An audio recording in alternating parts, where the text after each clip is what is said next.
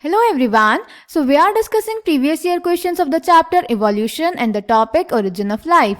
In today's session we are going to discuss a question which was asked in the CBSE board in different years in different forms. So the first type is short answer type question for 2 marks which was asked in the CBSE board for an examination 2014. So the question is, what was proposed by Oparin and Haldane on origin of life? How did S.L. Miller's experiment support their proposal? And second type is short answer type question of 3 marks which was asked in the CBSE board 2020, and the question is, state Oparin and Haldane hypothesis. How did S.L. Miller experimentally prove it? Explain. तो बेटा इस question में हमसे पूछा गया है कि Oparin और हॉल्डेन ने ओरिजिन ऑफ लाइफ पे क्या प्रपोजल दिया था और उस प्रपोजल को एस.एल. मिलर ने अपने एक्सपेरिमेंट में कैसे प्रूव किया. So let's check the answer.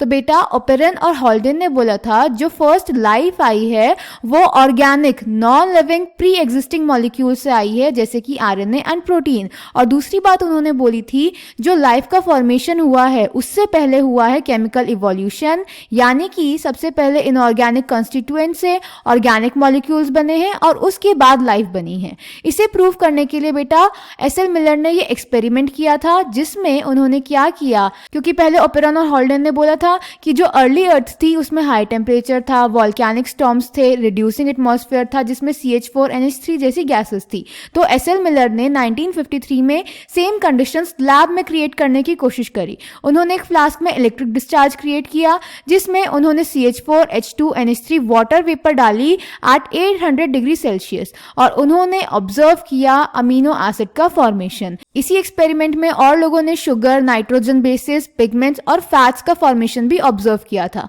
तो इस तरह से एस.एल. मिलर ने ओपेरिन और हॉल्डेन की जो हाइपोथेसिस थी उसको प्रूव कर दिया.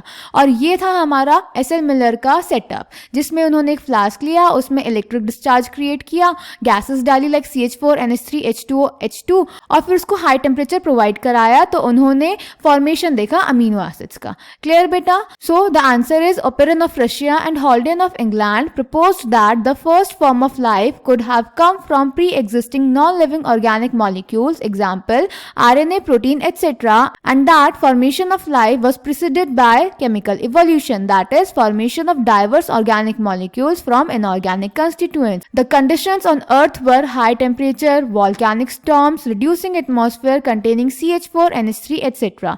In 1953, S.L. Miller, an American scientist, created similar conditions in a laboratory scale. He created electric discharge in a closed flask containing CH4H2NH3 and water vapor at 800 degrees Celsius. He observed formation of amino acids. In similar experiments, others observed formation of sugars, nitrogen bases, pigment and fats. And this is the experimental setup of S.L. Miller. So I hope this question is clear to you. Thank you.